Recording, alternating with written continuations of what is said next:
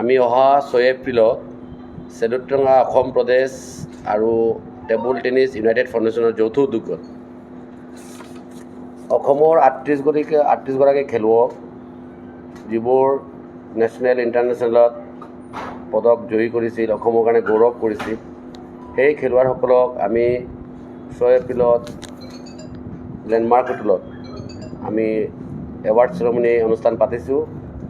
আমি প্লেয়াৰৰ উপৰিও প্লেয়াৰৰ যিবিলাক মা দেউতা, পেৰেণ্টছ, অভিভাৱকসকলকো আমি সন্মান যাচিম। যিহেতু পেৰেণ্টছবোৰে ইমান ত্যাগ স্বীকাৰ কৰি এই প্লেয়াৰৰ কাৰণে যে নেশ্যনেল ইণ্টাৰনেশ্যনেল লেভেলত লৈ যোৱাৰ কাৰণে তেখেতৰ যথেষ্ট অৱদান আছে। তো এই কাৰ্যসূচীত আমাৰ অসম চৰকাৰৰ কেইবাগৰাকী মন্ত্ৰী উপস্থিত থাকিব। আমাৰ ৰাজ্যিক সভাপতি দিলীপ শইকীয়া ডাঙৰীয়া উপস্থিত থাকিব বুলি অৱগত কৰিছে আৰু আমাৰ টেবুল টেনিছ এছ'চিয়েশ্যনৰ বিশিষ্ট ব্যক্তিসকল উপস্থিত থাকিব। আৰু আপোনালোকৰ চেনেলৰ জৰিয়তে মই অনুৰোধ কৰিব বিচাৰিছোঁ যে টেবুল টেনিছ যিবোৰ খেলুৱৈসকল আছে, আমি সকলোৱে মিলি সহযোগিতা কৰি আগন্তুক দিনত যাতে দেশৰ কাৰণে প্ৰতিদিনকে আৰু ভাল কৰি আহক বুলি আমি আপোনালোকৰ চেনেলবোৰে প্ৰচাৰটো ভালকৈ কৰিব বুলি মই আশা ৰাখিছোঁ।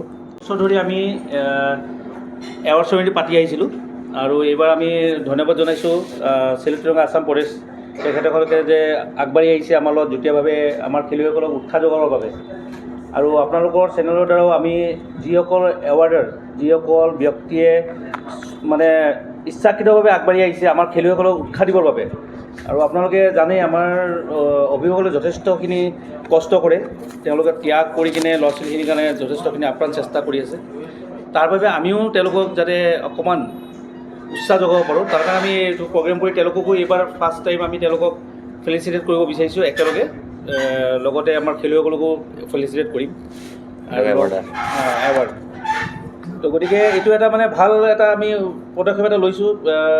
গতিকে আপোনালোকৰো সম্পূৰ্ণ সহযোগিতা পালে নিশ্চয় আমাৰ টেবুলত উঠি অহা খেলুৱৈসকলে যথেষ্টখিনি উৎসাহিত হ'ব।